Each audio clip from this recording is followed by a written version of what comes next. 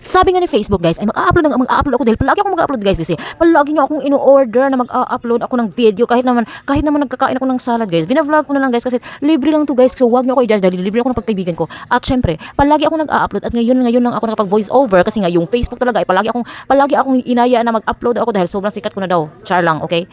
Sobrang sikat ko na daw dahil sobrang madami akong views dahil 100 views yung mga vlog ko guys. Tingnan niyo, 100 views per minute siya ma-viral guys. At syempre, ang sarap-sarap na kinakain ko guys dahil libre lang siya. Kapag libre masarap, kapag own money mo ay hindi talaga masarap. Bakit kaya ganun guys? Yes guys. Alam niyo ba guys, ma-viral siya. Sobrang viral talaga yung mga upload ko dahil pagka-upload ko guys, 100 views na talaga siya. Alam niyo ba guys, noong unang panahon, kapag mag-upload ako ng vlog, everyday, meron akong 10 views. Pero ngayon, meron akong 100 views. Kaya ko na yung mga 100 views. Kaya sobrang saya ko. Kahit maliit na bagay guys, kahit maliit na bagay para sa inyo, malaking bagay to para sa akin guys. Kahit na naiintindihan o hindi niyo ko naiintindihan, kahit na magalit pa kayo sa akin guys, yung 100 views ay sobrang saya ko na sa 100 views. Dahil ang sarap-sarap na kinakain ko. Dahil yun nga, ngayon ako nakapag-voice over dahil yun yung sobrang busy guys. At syempre guys, yung earnings ko kahit maliit lang siya, basta everyday meron siyang add-on guys or every other day. Meron talaga siyang add-on yung earnings ko guys. Kahit na sobrang maliit yung add-ons ng earnings ko guys. Sobrang saya ko guys kasi yung iba nga hindi na sila na-add ng earnings dahil palagi silang tinatamad mag-upload at saka mag-upload sila guys every month lang. So wag kayong tatamarin dyan dahil kapag nakasahod ako guys, tingnan nyo.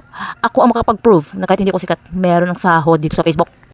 Kaya wag kayong tatamarin mag-upload kasi alam niyo guys, lahat tayo ay magiging vlogger na at wala tayong viewers.